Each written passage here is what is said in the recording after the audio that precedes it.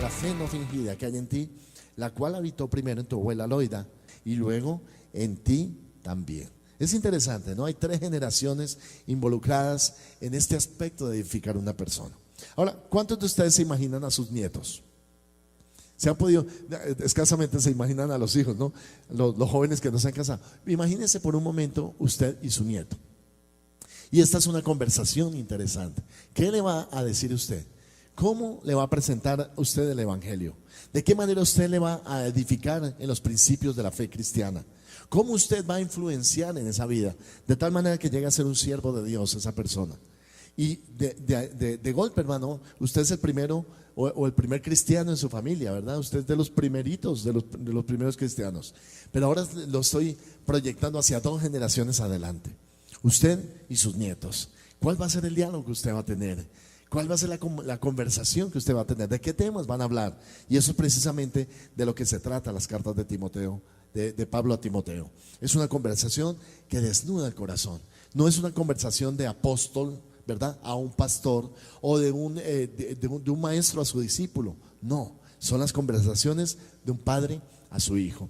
Y debemos entender esto, hermano. La palabra apóstol es lo primero, y vamos a 1 Timoteo capítulo 1, versículo 1, dice: Pablo, apóstol de Jesucristo por mandato de Dios nuestro Salvador y del Señor Jesucristo nuestra esperanza. ¿Cuál fue el llamado del apóstol? ¿Quién nombró a Pablo apóstol?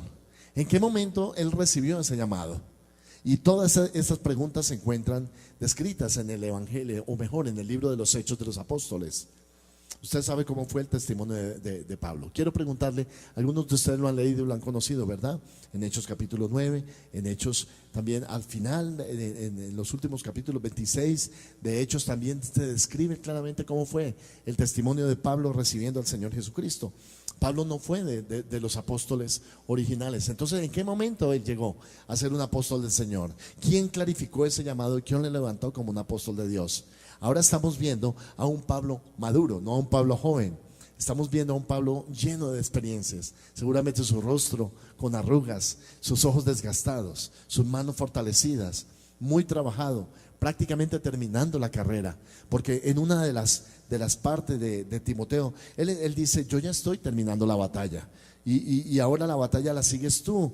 Yo ya peleé mi batalla, pero ahora te toca pelear a ti tu propia batalla. Y eso es lo que Pablo está diciendo. Estamos hablando de un hombre mayor, de un hombre que está terminando su carrera, y de alguna manera él ha llegado hasta el final, no solamente para mostrarnos un ejemplo de lo que es transegar en el Señor Jesucristo, sino también para darnos una idea de cómo la experiencia de este hombre van a marcar una generación siguiente. Aquí hay un diálogo entre 2 generaciones. Aquí hay un diálogo entre padre e hijo. Hay un diálogo entre el apóstol amado y luego su discípulo, su pastor, que fue ordenado y fue llamado al ministerio para ser colocado específicamente en Éfeso y ministrar en una ciudad populosa y grande de Asia Menor. Entonces estamos viendo cómo Pablo fue nombrado apóstol, pero él dice que él es el apóstol a los gentiles. La palabra apóstol significa uno que es enviado. Ese es el significado de la palabra apóstol. Uno que es enviado. Esta palabra se utilizaba para aplicarla a los generales del Imperio Romano cuando eran enviados a expandir un territorio, a abrir un territorio, o simplemente eran enviados por Roma para que tomaran posesión de un territorio que no le pertenecía antes al imperio. Entonces, cuando era mandado ese general, decían: ese es un apóstol. La palabra fue originalmente acuñada en el griego. No es una palabra en el español, es una palabra en el griego, y lo que significa es uno que ha sido enviado, un representante, un canciller, una persona que lleva la autoridad del imperio y la extiende hacia territorios que no habían sido alcanzados antes. Y es precisamente esa la aplicación del apóstol Pablo. Pablo dice que ha sido llamado a llenar a Asia, a Europa, a África con el evangelio de Cristo. Y de hecho Pablo fue el único hombre que alcanzó los 3 continentes conocidos hasta el momento. Pablo llegó a 3 continentes con el evangelio del Señor. Piense por un momento en esto, y la pregunta que quiero hacerle es: ¿cómo está su llamado? ¿Cómo está su llamado? ¿Es fuerte el llamado que usted tiene para servir a Cristo? ¿Ha sido usted llamado también para servir al Señor? No olvide, hermano, que cuando Dios llama, Él no se equivoca. Que usted, si ha sido llamado por Dios, lo peor que uno puede hacer es alejarse de la voluntad del Señor.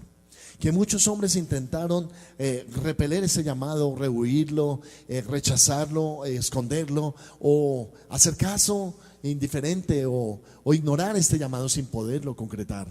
Porque cuando Dios llama a una persona, Él está en serio para llamarla. Que si usted ha sido llamado o llamada por el Señor, usted tiene que prepararse para servir al Señor. Que así como Pablo se preparó, él no llegó a ser apóstol de la noche a la mañana. Es un camino para recorrer. En el seminario bíblico, en este semestre, vamos a ver el ministerio quíntuple del Señor Jesucristo en la tierra. Y vamos a entender cómo el apóstol, hermano, es un nivel de ministerio que abarca la extensión de la obra de Cristo, la carga de la obra del Señor sobre los hombros de una persona. Muchas iglesias, pastorear pastores, traer un mover de sanidades y milagros a una ciudad, todas esas son responsabilidades de un apóstol. Pablo está hablando con la autoridad del apóstol. Él está diciendo: yo soy el apóstol de Jesucristo por mandato de Dios. Pero analice el nombre de Pablo. Pablo no se llamaba originalmente Pablo, se llamaba Saulo, nacido en la ciudad de Tarso, con la ciudadanía romana, pero también con la ciudadanía hebrea.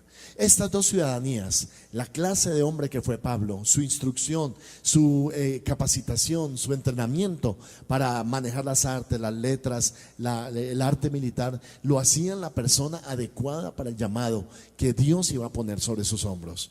Porque sabe que, hermano, todo lo que usted ha hecho hasta el momento, todo lo que usted ha conocido, todo lo que usted ha aprendido, Dios puede usarlo a favor del reino de Dios. Dígame amén.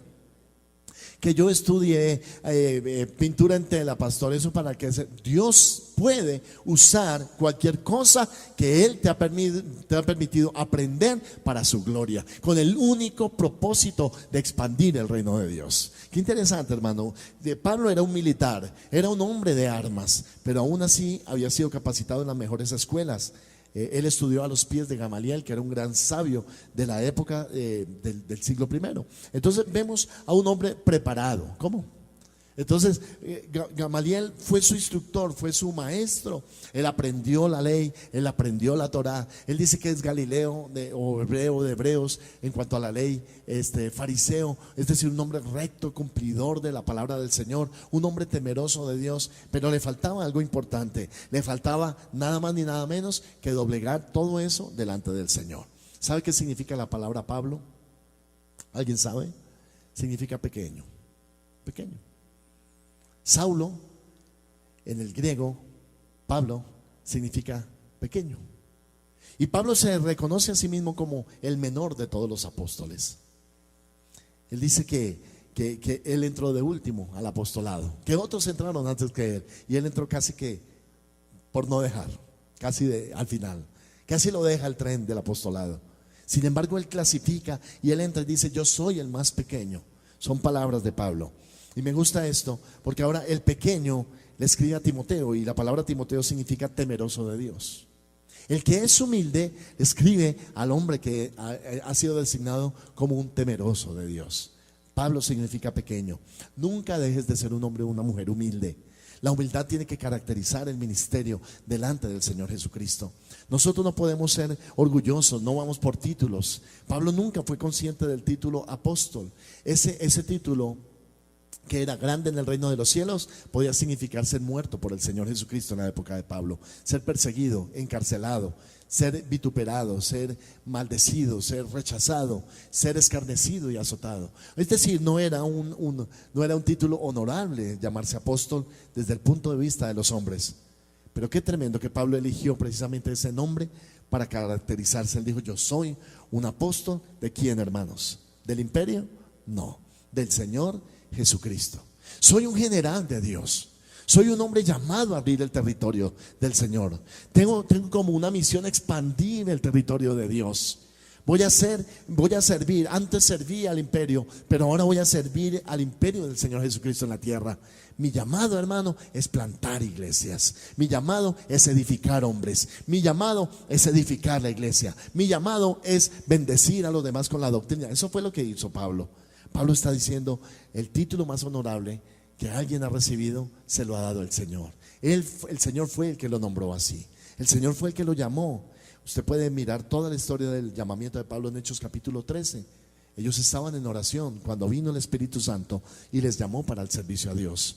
En una reunión así como estas, perfectamente el Espíritu Santo puede venir y apartar a alguien para la obra de Dios.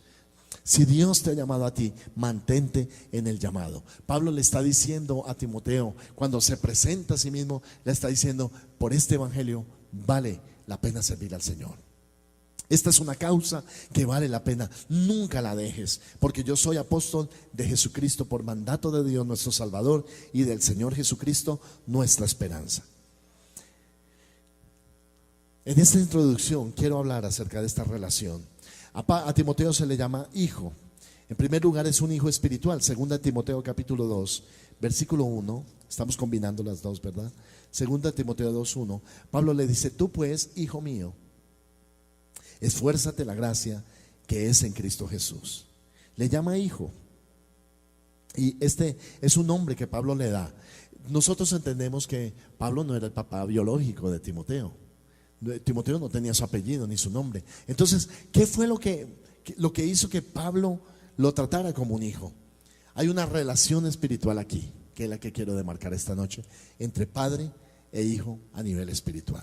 Entonces la Biblia establece que hay padres espirituales y que hay hijos espirituales. Si bien Pablo no fue el padre biológico de Timoteo, sí llega a ser el padre espiritual de Timoteo.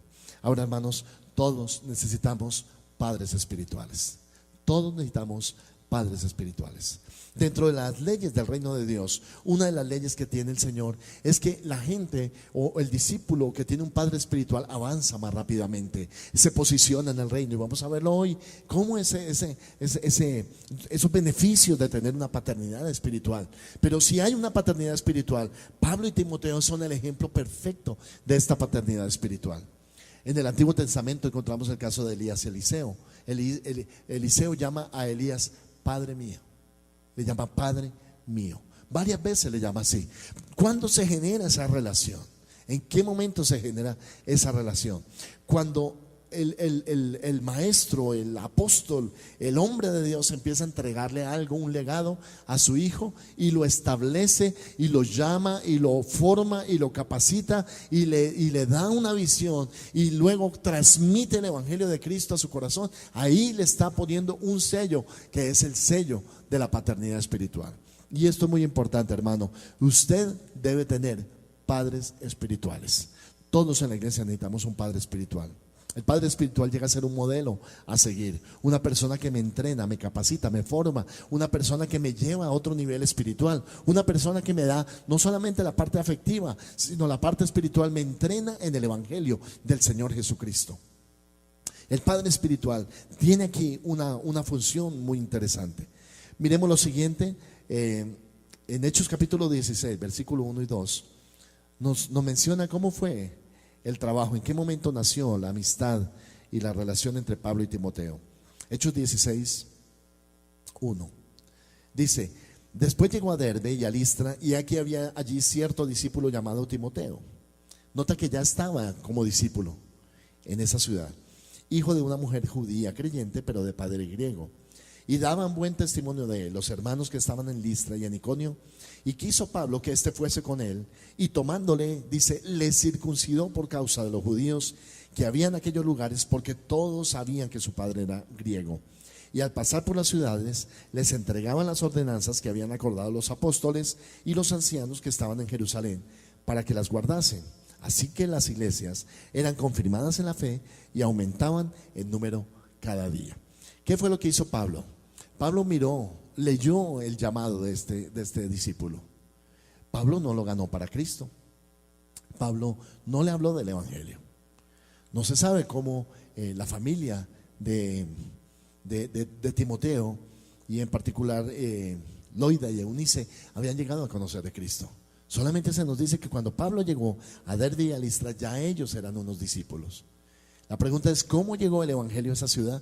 Muy posiblemente se cree que cuando hubo el derramamiento del Espíritu Santo en Hechos capítulo 2, muchos judíos de diferentes partes del mundo creyeron al Señor allí, y luego fueron a su ciudad de origen y llevaron el evangelio que habían recibido. El evangelio prosperó, El evangelio creció. Pablo lo único que hizo cuando llegó a esa ciudad fue ver el potencial de este joven. Ahora sabemos que Timoteo era un joven cuando Pablo lo llamó. Sabemos que Timoteo todavía no era un hombre mayor, no estaba casado. Era un joven, no tenía mayores responsabilidades. Pero Pablo debió ver algunas características en Timoteo para echarle el ojo. Eso hace el hombre de Dios, le pone el ojo a ciertas personas y dice: vamos a servir al Señor, vamos a trabajar para el evangelio. Y luego lo toma y se lo lleva en un viaje misionero, en donde tenían que visitar hermanos, tenían que predicar, tenían que confirmar en la fe, dice, a las iglesias, y tenían que ver el crecimiento del evangelio en otras ciudades. Timoteo es bendecido con una relación ministerial con el apóstol Pablo. Pablo sabía y quiso que fuese con él, pero también le circuncida, es decir, le hace esta señal que era importante para los judíos, para que él pudiera moverse en las aldeas judías, en las provincias, en los barrios judíos y poder llevar el evangelio, porque todos sabían que el padre de Timoteo era griego. Había muy poca probabilidad de que un joven como Timoteo hubiese llegado a conocer al Señor por sí mismo. ¿De dónde recibió el evangelio Timoteo? De sus parientes, de su madre y de su abuela. Nota esto, hermano, cómo el impacto de una madre sobre los hijos va a hacer que los hijos reciban el temor de Dios, reciban el evangelio. Tú tienes que impactar a tus hijos y tus hijos van a impactar a los suyos, y así la generación va a irse impactando con el evangelio del Señor Jesucristo. Hermanos, si hay algo que tenemos que entregar a los niños, es la palabra de Dios, es el evangelio. No pienses, hermano, que el evangelio va a llegar a ellos por ninguna otra persona, tiene que llegar a través tuyo. Es momento de que ya estés poniendo a tus hijos, a tu generación siguiente, en la presencia de Dios, para que ellos también guarden el pacto del Señor. Crear el temor de Dios en ellos. Hermanos, Pablo estimó a Timoteo y dice que lo quiso llevar durante su viaje para que pudiera presenciar los sufrimientos del apóstol. Segunda Timoteo capítulo 3, versículo 11. 3:11 dice: pero tú has seguido mi doctrina, conducta, propósito, fe, longanimidad, amor, paciencia. Y dice: persecuciones, padecimientos como los que me sobrevinieron en Antioquía, en Iconio, en Listra, persecuciones que he sufrido, y de todas ellas me ha librado el Señor. ¿Qué es lo mejor que podemos enseñar a los discípulos? A sufrir por causa del evangelio de Cristo. A sufrir. El evangelio es sufrido. Predicar es sufrido. Expandir el evangelio es sufrido. Nunca el Señor nos ha llamado a una vida fácil ministerialmente. Nunca el Señor nos ha llamado a una vida cómoda ministerialmente. Yo recuerdo, hermano, que cuando yo pensaba en el ministerio, pensaba: mi pastor me va a dejar la iglesia, me va a dejar el edificio, los carros, la casa, todo el seminario bíblico construido, y yo lo voy a heredar. Muy pronto me di cuenta, hermano, de que estaba pensando equivocadamente. Eso nunca pasó. De hecho, más bien el Señor me enseñó a mí que las cosas vienen con sufrimiento, que el evangelio es sufrido, que eso es una parte importante del evangelio. Nunca pienses en ser un siervo de Dios asalariado, donde las cosas te llegan fáciles, donde todo ya está hecho, donde tú solamente heredas lo que otro ya hizo, porque la mayor parte de las veces no va a ocurrir eso. Para hacerlo, hermano, hay que pasar por el trillo de Dios. Hay que pasar por la vida difícil a veces en el Señor. Predicar el evangelio requiere de sufrimiento, de aflicciones, requiere de esfuerzo, de desvelos, de lágrimas, de tribulaciones, a veces hasta enfermedades, predicando el evangelio. Y eso, hermano, es la gloria de uno. Lo único que uno tiene en la gloria del Señor en el ministerio es llevar en el cuerpo las marcas de Jesús. Cuando llevamos las marcas de Jesús, cuando nosotros llevamos los sufrimientos de Cristo por el evangelio. El evangelio es sufrido. El evangelio no es fácil. El evangelio es un camino difícil. Esto es lo que Pablo le está planteando a Timoteo. Vamos a servir al Señor, vamos a correr por las ciudades, vamos a ministrar el evangelio, pero te voy a mostrar que es necesario sufrir por causa de Cristo. Pablo asimismo se llama embajador en cadenas, como algo difícil de hacer. Un embajador en cadenas, un embajador encadenado. Suponga por un momento que usted es un embajador, tiene gloria, tiene dignidad, pero un embajador encadenado. Pablo se llama a sí mismo embajador en cadenas. Fue perseguido, rechazado, azotado públicamente, encarcelado. Lo buscaron para matarlo. En Damasco fue bajado por una canasta porque su vida corría peligro. En ayunos, en desvelos, naufragó más de 2 veces. Estuvo mal, verdaderamente pasó hambres, pasó dificultades económicas. Tuvo que trabajar en tiendas para poderse sostener mientras predicaba el evangelio. Pablo nos muestra que la vida de un hombre de Dios es una vida sufrida, es una vida sacrificada, nunca es una vida cómoda. Nunca elijas para el ministerio una vida fácil. La vida fácil no forma soldados. La vida fácil nunca forma el carácter del ejército de Dios. La vida difícil es la que forma eso. Tuve la oportunidad de ver una película este fin de semana, El último sobreviviente. No sé si la han visto. Es una película de soldados. Hay un batallón, alrededor de unos 12 soldados. Tienen que hacer una misión en Afganistán. Y sabe, al comienzo de la película muestran el tipo de entrenamiento que tienen los marines de los Estados Unidos. Yo no me imaginaba que ese entrenamiento era tan duro, tan difícil. Verdaderamente los marcan, verdaderamente sufren. Una de las pruebas es tomarse de los brazos, ellos en pantaloneta y camiseta, y toda la noche tienen que estar en la playa tirados y el mar los está golpeando toda la noche. Al día siguiente algunos de ellos están encalambrados, están con hipotermia, sus músculos ya no tienen fuerza. Toda la noche han pasado esto, las olas golpeándolos, la marea ha subido y tienen que aguantar ahí. Ahora, ellos tienen una opción. Ponen una campana en el entrenamiento militar. Es una campana. Y luego dicen, usted lo único que tiene que hacer para retirarse es venir, quitarse el casco de ese tipo del ejército, de esa clasificación del marine, del SEAL. Tiene que quitárselo y sonar la campana. Cuando usted suena la campana, usted puede ir sin marcharse tranquilo para el calor de su casa, para las comodidades de su casa, abrir la nevera y comer lo que usted quiera sin hacer una sola gota de ejercicio. Y en ese entrenamiento empiezan a pasar y mucha gente deja su casco y toca la campana. Algunos de ellos llorando durante toda la noche, otros heridos, mal heridos por el entrenamiento, han pasado por alambre de púa, por saltos, por montañas, se han tirado a ríos, han estado en lodazales, han disparado armas, han cargado botes, han cargado troncos. Algunos de ellos ya están masacrados, literalmente, su físico ya no aguanta más y vienen y lo último que hacen es tocar la campana. Mi hermano, ¿eres tú de los que va a tocar la campana? Tocar la campana es lo fácil. Tocar la campana es equivalente a retirarte. Tocar la campana es equivalente a salirte. Tocar la campana es equivalente a decir, no pude con esto. Esto fue demasiado para mí. Esto es más allá de mis fuerzas. Ese ejército, hermano, está así, entrenado, porque lo que les pasa más adelante es horrible. Caen en una emboscada de por lo menos 400 afganíes. Les disparan, les tiran bazooka, les tiran bombas, los ametrallan. Uno por uno todos van cayendo hasta que queda el último sobreviviente. El hombre antes de morir, porque lo rescatan con vida, llega hasta el hospital militar y finalmente todo el mundo está pendiente de él porque es el último sobreviviente de un contingente de soldados. Dentro de sí, él está pensando, ya quiere descansar. Y de repente empieza a decir estas palabras. Él dice, parte de mí murió con mis amigos y mi familia en la montaña. Yo los vi caer a todos. Y al final dice, aunque algo de mí quedó muerto allá, elijo vivir. Tengo que vivir por ellos. Y revive. Entonces, esto es una historia real. Está basado en hechos reales de personas que perdieron su vida en el campo de batalla. El Evangelio de Jesucristo es un campo de batalla. El reino de Dios es un campo de batalla. Se requiere fidelidad, compromiso, tenacidad, persistencia. Se requiere sufrir. La vida cristiana nunca fue fácil. Pablo nos ministra esto. Nos dice que él pasó por muchas pruebas y por eso quiere dejarle un legado a Timoteo. Pero sin lugar a dudas le dice a Timoteo, tú también vas a ser probado. Tú también tienes que pasar tus propias batallas. Tú tienes que pasar por tus propias luchas, pero no te preocupes. Así como ya he pasado y he salido bien, yo creo que tú también vas a salir bien.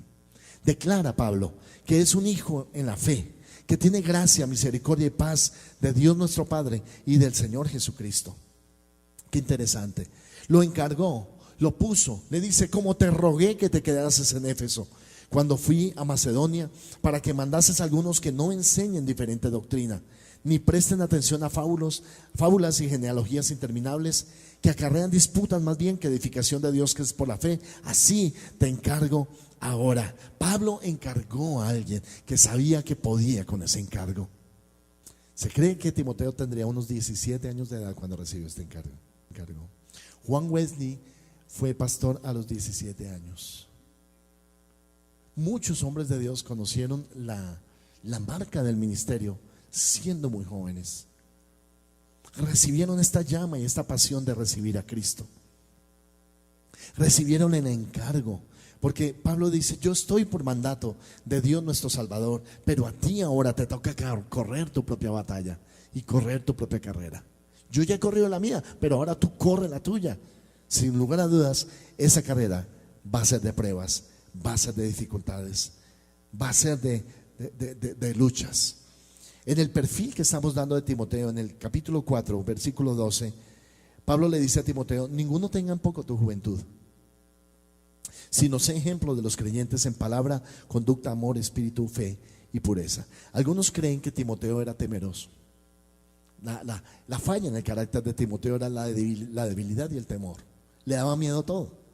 Le daba miedo enfrentar a los opositores, le daba miedo pastorear, le daba miedo predicar. Dice: uy, no, ¿qué tal que me encarguen a mí? ¿Qué tal que me toque compartir? ¿Qué tal que me toque enseñar esta noche? Le daba miedo ser un testigo del Evangelio de Jesucristo. Todo le daba miedo. Es más, en 2 Timoteo capítulo 1 y en el versículo 7, Pablo le dice a Timoteo: oye, Timoteo, no nos ha dado Dios espíritu de cobardía, sino de temor, de poder, de amor y de dominio propio. Por tanto, no te avergüences de dar testimonio de nuestro Señor. Parece que Timoteo era muy humano en eso. Cuando Pablo lo dejó con semejante responsabilidad, yo no sé cuántos hermanos le dejó. Tal vez eran 200, tal vez eran 300 familias, y luego lo pone y le dice: tú vas a pastorear estas 300 familias. Eres llamado, aquí te dejo, voy a estar orando por ti, chao. Y lo deja ahí. Y Timoteo se preguntaría: ¿y cómo voy a hacer esta responsabilidad? Esto es más grande que yo. No tengo la experiencia, no tengo el bagaje suficiente para hacerlo, no tengo tampoco la palabra para hacerlo. Pero Pablo creyó en Timoteo. Piensa por un momento en esto. Un padre espiritual es uno que cree en su hijo espiritual. Un verdadero padre espiritual cree en su hijo y está dispuesto a todo para que su hijo llegue a cumplir el propósito de Dios.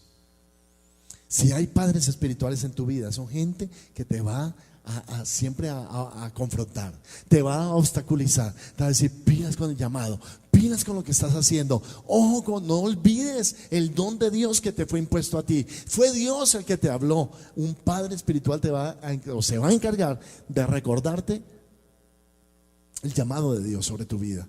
Eso es un peso que uno tiene. Es como una capa que tú recibes, te la pones, pero esa capa, ese manto siempre te estará recordando el llamado de Dios. Tú nunca podrás quitarte el manto del llamado del Señor. El hombre de Dios, el padre espiritual, tiene que estarle recordando ese llamado a su hijo espiritual. Por eso Pablo le dice: recuerda esto, nosotros, hermanos, tenemos que ser probados. Tenemos que ser probados. El evangelio es de sufrir.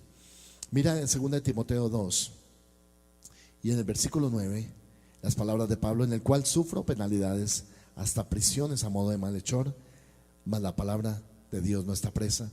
Por tanto, todo lo soporto por amor de los escogidos, para que ellos también obtengan la salvación que es en Cristo Jesús, con gloria eterna. Y estas palabras de Pablo en el versículo 11, palabra fiel es esta. Todos leámoslo juntos: si somos muertos con Él, también viviremos con Él. Si sufrimos, también reinaremos con Él. Si le negaremos, Él también nos negará. Si fuéramos infieles, Él permanece fiel. Él no puede negarse a sí mismo. Wow. Qué confrontación. Nunca lo llamó a una vida fácil. Por el contrario, le mostró lo más difícil que es el sufrimiento por Cristo. Porque si era capaz de sobrellevar la idea y sopesar la idea de sufrir por Cristo, entonces iba a estar dispuesto a darlo todo por Él. entrena y recibe el entrenamiento más difícil, hermano. La fe es probada y tiene que ser probada. Tu llamado tiene que ser probado. Tu fidelidad tiene que ser probada. Pero hoy declaro, hermano, que tu fidelidad también permanecerá. Hoy declaro que cuando pases por esa prueba de fidelidad, vas a salir vencedor. Hoy declaro, hermano, que tú vas a ser aquellos que hacen engalanar el Evangelio de Jesucristo, con su persistencia, con su tenacidad, con su fe, con su fidelidad a Dios, en todo lo que tú emprendes en el Señor. No sueltes el manto que el Señor te ha dado. No sueltes el llamado de Dios. Eres un hijo, recuérdalo. La palabra hijo es muy profunda. La palabra hijo es tremendamente profunda. Pensamos en nuestros hijos. Yo pienso en mis hijos y uno piensa, yo estoy dispuesto a todo por ellos. Estoy dispuesto a dar mi vida por ellos. Un padre es aquel que puede dar su vida por sus hijos espirituales. Si tú tienes discípulos, tienes que llevarlos a cambiar del estado de discípulo a ser hijos. Es totalmente diferente. Un discípulo no tiene compromiso. Un discípulo, el compromiso que tiene es para aprender, para ser un estudiante de la palabra de Dios. Pero un hijo tiene un llamado mucho más allá que un discípulo.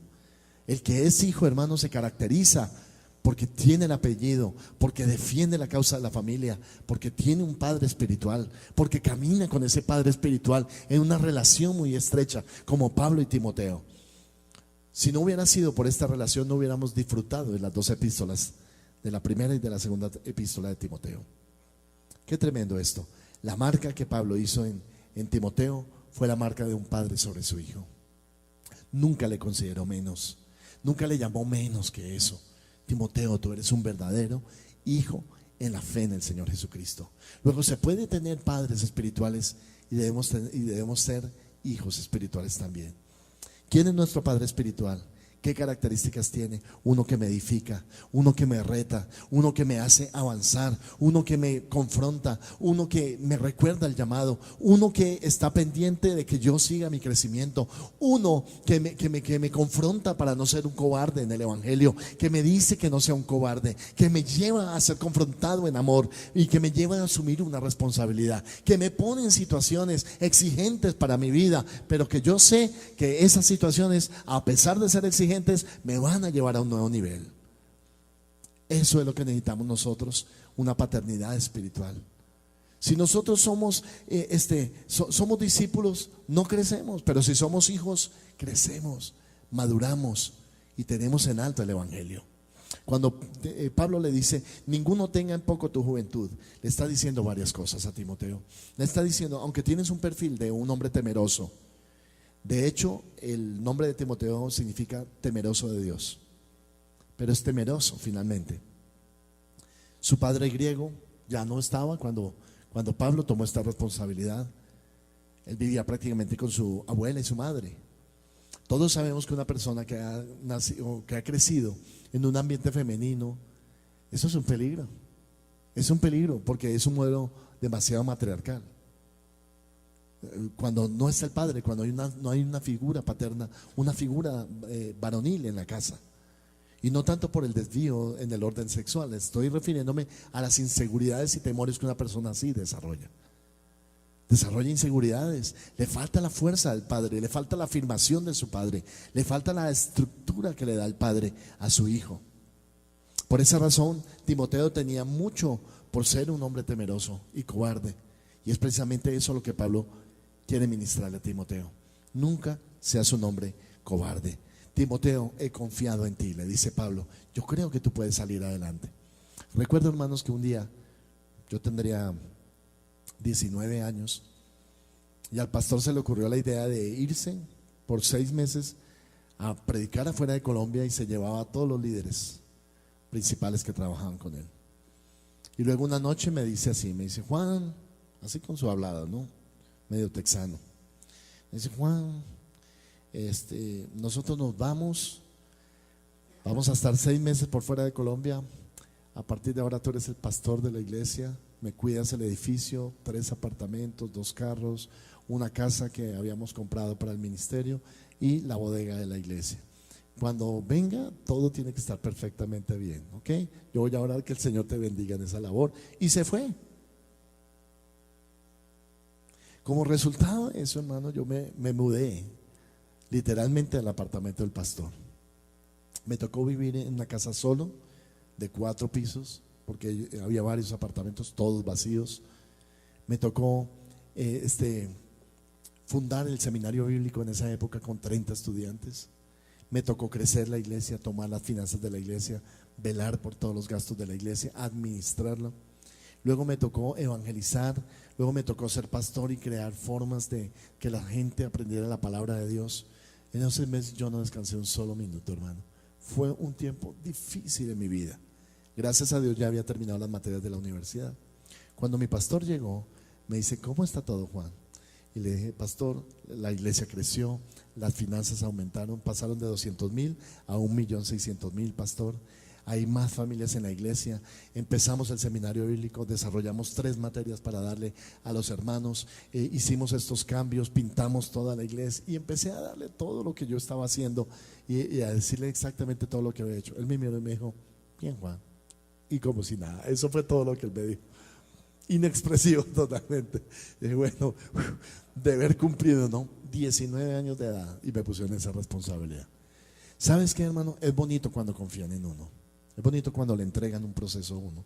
Cuando dice: aquí hay 5 hermanos, aquí hay una escuela bíblica, aquí hay un ministerio, aquí hay una iglesia, aquí hay esto, aquí hay un grupo, aquí hay un campo ministerial, aquí hay es muy lindo cuando confían en uno y le entregan esa responsabilidad. Es muy bonito. Eso marca la vida de uno. Yo, a partir de esa experiencia, supe que yo iba a servir al Señor toda mi vida. Nunca me iba a alejar de servir al Señor. Y di una vuelta grande, pero finalmente regresé a lo mismo que el Señor marcó en esos meses. En las noches despertándome, que no se entraran los ladrones a la casa, dejar todo apagado, todo cerrado, cuidarme, cocinar para mí mismo. Cosas que no, yo era un niño bonito, niño de casa. Mamá tenía muchacha que atendía la parte de las comidas, papá la nevera llena, todo eso. Y esa fecha yo tuve que velar por mí mismo prácticamente. Pero qué buena experiencia, hermano. Necesitamos experiencias así. Por eso no nos extrañemos de que seamos llevados a unos límites. Porque cuando somos llevados a los límites, ahí sale lo mejor de Dios en nosotros. Hay que creer en las personas, hay que llevarlo a los límites, hay que delegarles cuestiones a las personas. Mira lo que dice aquí en la delegación. Y ustedes han visto, nosotros lo practicamos aquí en la iglesia mucho. Dice Pablo: te rogué que te quedases en Éfeso para que tú enseñes la palabra de Dios. Más adelante, en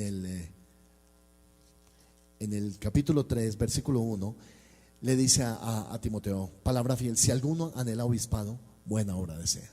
Esa palabra obispo es la misma palabra que significa, o en griego es episcopos, que era utilizada para los pastores. En otras palabras, Pablo le está diciendo esto: palabra fiel, si alguno anhela el pastorado, buena obra desea. Ya ahora Timoteo no había sido impuesto en el pastorado. Ahora Timoteo estaba agradado del pastorado, anhelaba la vida ministerial. Empezó a trabajar en esto y empezó a trabajar en la vida ministerial hasta que le tomó amor, le tomó pasión al púlpito, a predicar, a preparar las enseñanzas, a orar, a echar fuera demonios, a liberar a los endemoniados. Le cogió un amor y una pasión por esto, que luego lo deseó. Y Pablo le dice: si alguno anhela ser un pastor, está bien, buena obra desea. Mi hermano, una de las responsabilidades que tenemos los pastores es levantar a otros en el ministerio. Levantar a otros. Un pastor que trabaja solo no hará crecer su iglesia. Un pastor que delega, que levanta, que cree en otras personas, que les delega procesos. Así sea que te deleguen orar al principio de un culto, que te deleguen la salacuna, que te deleguen pintar la iglesia, que te deleguen una administración de un proceso en la iglesia. Lo que sea que te deleguen, hazlo bien, hazlo con amor, hazlo con agrado, porque quién sabe, hermano y hermana, si en el futuro tú vas a ser un hombre de Dios, un pastor, y vas a vivir del evangelio. Tú no lo sabes. La vida da muchas vueltas. Aquí, hermanos, puedo tener a varios Timoteos, aquí puedo tener a varios Pablos, aquí puedo tener a varias María Magdalena. Aquí puedo tener gente que puede ser gigantes de Dios y hombres y mujeres de Dios consagrados para el ministerio. ¿Cuántos dicen amén? y no lo sabemos. Así de que hay que dejarse formar en ese proceso. Y para formarme yo tengo que formar parte del equipo de Dios, parte del equipo ministerial. Si quiero estar en mi formación, si yo quiero seguir adelante en mi formación, hermano, yo tengo que saber recibir una delegación. Tengo que ser delegado en algo y tengo que responder por aquello que se me delega. Si quiero seguir creciendo, debo ser muy responsable con aquellas cosas que se me deleguen. Muy responsable. ¿Qué dijo el Señor? Dijo, a todo el que tiene, se le dará más. Pero al que no tiene, es decir, al que desestimó lo que tenía, se le quitará. Si tú quieres ser serio en tu llamado, si quieres ser serio en tu ministerio, si quieres ser serio en tu vocación, empieza desde ahora. Empieza desde ahora. Caracterízate por ser de los mejores, no de los peores. Los jóvenes de ahora se comparan con el rango menor. Dicen, ¿cómo todos los demás no oran? ¿Cómo todos los demás no ayunan? ¿Cómo todos los demás se van a rumbear? ¿Cómo todos los demás? Y eso es una excusa y una disculpa para no servir al Señor. En lugar de decir, aunque los demás lo hagan, yo me voy a mantener centrado porque sé cuál es mi llamado y mi vocación, que es muy diferente. Tú y yo tenemos que saber de qué equipo somos, en qué equipo servimos, en qué ministerio estamos, en la gloria de Dios, en la administración del Espíritu Santo, en el crecimiento del Evangelio, en la exposición del Evangelio a todas las naciones. Nosotros estamos en esto. Y no nos vamos a conformar con menos. En ese perfil, hermano, necesitas manejar ampliamente la palabra de Dios. A Timoteo, Pablo continuamente le dice, ten cuidado en la doctrina, ten cuidado en la doctrina. Mira lo que le dice en el versículo 3, le dice, ¿cómo te rogué que te quedases en Éfeso cuando fui a Macedonia, para que mandases a algunos que no enseñen diferente doctrina? Para mandar a algunos que no enseñen diferente doctrina, Timoteo tenía que saber la doctrina. ¿Cuál es la doctrina, hermano? Las doctrinas de Dios, el hombre, el pecado, los ángeles, el arrepentimiento y la salvación, las cosas venideras o el fin de los siglos. Son doctrinas fundamentales que tú tienes que manejar. Si no las manejas, no puedes enseñar a otros. No vas a poder pararte con autoridad. Lo que Pablo le está ministrando a Timoteo, le está diciendo, yo te entregué el Evangelio, te formé y te discipulé con palabra para que tú tuvieras la autoridad de pararte delante de otros y discipular también a otros. Noten lo que dice 2 Timoteo capítulo 2, versículo 2. Lo que has oído de mí ante muchos testigos, esto encarga a hombres fieles que sean idóneos para enseñar también a otros. Tú pues sufre penalidades como buen soldado de Jesucristo. A veces va a haber cosas en el ministerio que no nos guste hacer, hermano. Va a haber cosas que no nos guste hacer. Limpiar la iglesia, lavar un baño, pintar la iglesia, construir un mueble. Hay cosas que no nos va a gustar hacer. Hay cosas que no nos van a pagar para que nosotros las hagamos. Pero esas cosas son las que nos forman a nosotros. La vida de hoy es re fácil para todos nosotros, pero eso no es lo que forma. Lo que forma es estrellarnos contra la realidad, hermano, de que nosotros en nuestra debilidad de carácter necesitamos ser limados, ser pulidos. Ser pulidos. ¿Para qué, hermano? Para desarrollar un carácter en el ministerio que permita que la obra de Dios se expanda y crezca. Dios llama a alguien porque confía en esa persona. Confía que esa persona va a ser fiel al Señor, va a ser recto, va a permanecer hasta final, no va a bajar la bandera del Señor, no se va a entregar fácilmente. No va a dejar tirado el ministerio que le fue encomendado. No va a dejar a un lado la responsabilidad que le ha sido asignada por el Señor. Le va a hacer frente, la va a atender, la va a recuperar, la va a mantener. No importa su juventud, no importa que lo critiquen. Timoteo podía ser criticado, pero aún así Pablo le dice, ninguno tenga en poco tu juventud, mas tú sé ejemplo en palabra, conducta, amor, espíritu, fe y pureza. Eso lo veremos más adelante. Quiero terminar con esto, hermano. Pablo enseña a Timoteo que esa palabra padre tiene una implicación importante. El mismo Señor Jesucristo habló acerca de ser padres espirituales. El Nuevo Testamento comienza con paternidad espiritual. El Antiguo Testamento termina acerca de con la paternidad espiritual también. Y Pablo continuamente se refiere a esto. Segunda Timoteo 1:2 le dice a Timoteo: amado hijo, gracia, misericordia y paz del Dios nuestro Padre y del Señor Jesucristo. Le ministra, número uno, que un padre es una fuente de vida. Un padre es una fuente de vida. Mientras usted se mantenga conectado a su padre, tiene vida espiritual. Cuando usted se desconecta de su padre, usted pierde la vida espiritual, porque se desconectó de la paternidad espiritual de él. Esto es importante. Un padre imparte lo que es. En algunos momentos usted va a ser regañado, exhortado, a veces justamente o a veces injustamente. Tómelo como parte de la formación de Dios. Nunca desestime la formación de un padre espiritual. Si le dicen no es correcto lo que estás haciendo, así te sientas mal, así te avergüences en público, hermano, tómalo como una parte de un proceso de formación. El hombre de Dios sabe por qué te va a confrontar y te va a regañar. Simplemente asúmelo, porque es que hoy en día no nos dejamos poner esto encima. Si alguien nos va a decir algo, nos vamos de esa iglesia y punto, asunto arreglado. Pero así no funciona la paternidad espiritual. Tenemos que aprender a recibir con mansedumbre la exhortación, la confrontación, el ánimo, no sé, el llamado de atención. ¿Por qué, hermano? Porque eso nos forma. Número 3, el padre espiritual es uno que nos conoce perfectamente. Nos conoce, sabe cómo somos nosotros. Ese conocimiento le da la autoridad sobre nuestra vida. Ese conocimiento imparte vida. Y también nosotros conocemos a nuestro padre espiritual. Si usted quiere conocer a su padre espiritual, averígüele quién es él, de dónde vino, quién le entregó el evangelio, en dónde estudió la palabra de Dios, cuál es su experiencia ministerial, por qué llegó hasta donde está. Eso es un ejercicio muy interesante que uno tiene que hacer. Dialoguen con su padre espiritual. Quiero decirle, el padre espiritual en una casa es el pastor. Usted no puede tener un padre espiritual fuera de la casa donde se está congregando. El padre espiritual que me alimenta, me conoce, me mantiene, me imparte esa vida espiritual. Es el que me exhorta, el que me indica el camino. Entonces yo no puedo tener otro padre espiritual. Yo no puedo tener varios padres espirituales. Tengo uno solo. Por eso, en cuarto lugar, el padre es uno que muere a su ego en su vida para desatar otra vida. Muere su ego para desatar a otros, para colocar a otros, para que otros experimenten lo que es servir a Dios. Este proceso de las iglesias de Faca y de Cajicá, cierto que es difícil, hermanos. ¿Cuántos de ustedes han ido a hacer alguna actividad a alguna de estas iglesias? ¿Cierto que es difícil?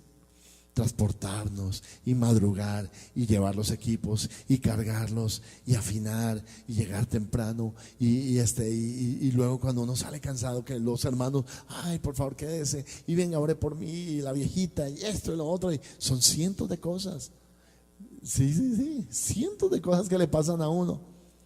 Si Juan Esteban o Juanma un día nos acompañan a Faca, seguro les va a tocar enseñar a otros niños la palabra de Dios. Y no se extrañe que les toque a ustedes enseñar. ¿Por qué, hermano? Porque estamos siendo conectados con el propósito de Dios a través de esa delegación. Lo peor que podemos hacer es quejarnos y decir, ay, otra vez me toca ir a Faca, otra vez me toca ir a Cajicá. No, hermano, ese es el evangelio. Eso es.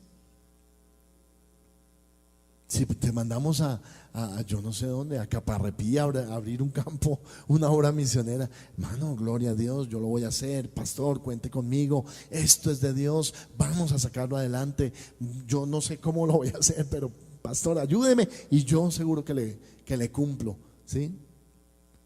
Algunos de nosotros nos entregan 10 hermanos y a los 6 meses uno va a ver y no tiene ni uno. Y el versículo lema que dice ese hermano es: pastor, he acabado la obra que me diste que hiciese. La acabé, no dejé ni uno ahí. Eran 10 y no quedó ni uno, la acabé, pastor.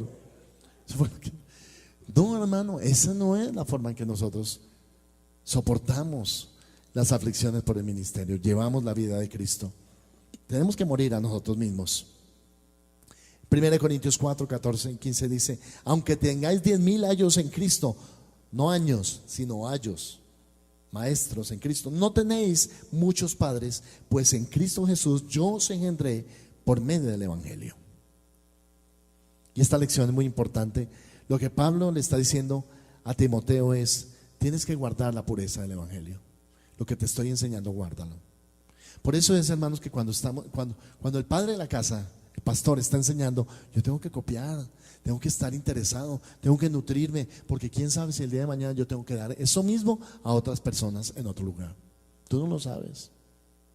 Seminario bíblico, tú puedes revisar mis notas, yo copié todo. Yo nunca fui de los perezosos o de los flojos en el seminario bíblico que estaba ahí y no copiaba absolutamente nada. Copié. Y luego, hermano, cuando abrimos el seminario bíblico, yo veo mis notas y ahí están. Ahí está todas las horas que invertí y me está sirviendo mucho. Entonces, nunca menosprecies la palabra del Señor que te da el pastor. Deja que el pastor te conozca. Preséntate al pastor. Pastor, estoy en esto, pastor, estoy en lo otro. No sé si usted tenga el tiempo o no, pero ore por mí. Tengo esta falla en el carácter. Yo quiero que usted me ayude a orar. Quiero que usted confíe en mí, pastor. Si usted me pone este proceso, yo lo voy a hacer. Rara vez a una persona entra a la oficina del pastor y pide que le deleguemos una responsabilidad. Rara vez, muy rara vez. Casi siempre uno es cierto, está en la silla esperando que el pastor venga y le diga a uno una revelación. Oh, el profeta de Dios le mostró al Señor que este es el ministerio. Pero nunca uno dice, pastor, confíe en mí, ¿qué ayuda necesita? Póngame en un grupo, mándeme a un barrio, mándeme a Soacha, mándeme a Bosa, mándeme a Suba. Pastor, voy a ganar 10 para Cristo. Póngame lo más difícil, pastor, estoy dispuesto a hacerlo. Eso yo nunca escucho a nadie así. ¿Por qué, hermanos? Por el temor. ¿Lo podré hacer bien? ¿Pasaré al otro lado? ¿Aprenderé de esta situación que estoy viviendo en mi vida? Esté seguro que sí, hermano. Que si usted se lanza a hacer esas cosas, Dios va a forjar en usted un carácter ministerial. Esto es lo más importante que Pablo le dice a Timoteo. Me gusta mucho como en esta introducción que estamos teniendo a las dos cartas y avanzando también, me gusta mucho porque le dice Pablo a Timoteo en capítulo 4 de 2 de Timoteo, versículo 7, 2 de Timoteo 4, 6, dice: porque yo ya estoy para ser sacrificado y el tiempo de mi partida está cercano. Y en el versículo 7 le dice: he peleado la buena batalla, he acabado la carrera, he guardado la fe. 3 cosas que un hombre de Dios tiene que hacer: pelear sus batallas, acabar la carrera y guardar la fe. Usted sea de los que terminan la carrera. Note que el premio se lo llevan no los que comienzan la carrera. Muchos comienzan, se lo llevan los que terminan, se los llevan los que permanecen, se lo llevan los que fueron fieles. He peleado la buena batalla. ¿Qué tiene de bueno una batalla? Cuando es vista con los ojos del apóstol, es una buena batalla. He acabado la carrera, llegué al final. Hay un video hermoso que hemos visto en estos días, y es un muchacho que está en una competencia, una olimpiada. Está compitiendo con todos los demás. Él está preparado, es uno de los corredores de Estados Unidos. Y cuando comienza la competencia, todos salen corriendo, todos dando su mejor esfuerzo, y de repente el muchacho se agarra el muslo y se detiene. Seguramente se rompió uno de los músculos o ligamentos o de los tendones, se rompió, y el dolor es insoportable. El hombre cae al piso. Pero me gusta esto, hermano. Alguien sale de entre la multitud. Es una persona también de color, tiene una camiseta blanca y un pantalón caqui y unos tenis, y sale corriendo, un hombre mayor, y sale corriendo y se acerca al muchacho y lo levanta. Claramente se ve que es el padre de él. Y luego los dos, entre cojera y cojera, con el dolor insoportable, los lleva hasta cruzar la meta. Sabe que la gente aplaude mucho más en ese momento que cuando quedó campeón el campeón del circuito, porque es un hombre que tenía claro que a pesar de las limitaciones, del dolor, de la dificultad de la batalla, tenía que terminar la carrera. Usted sea de los que terminan la carrera, no sea de los que comienzan solamente. Usted termine lo que comienza. Pablo dice: yo ya me voy, el tiempo de mi partida está cercano. Yo he peleado la buena batalla, ahora te toca a ti, Timoteo, pelearla. Yo he acabado la carrera, ahora tienes que acabarla tú. Y yo he guardado la fe, tú también tienes que guardar esa fe. Porque esas son 3 cosas que nosotros los hombres de Dios tenemos: la batalla, la carrera y la fe. Nunca dejes de pelear tu batalla, nunca dejes de acabar la carrera y nunca dejes de guardar la fe. Amén, hermano.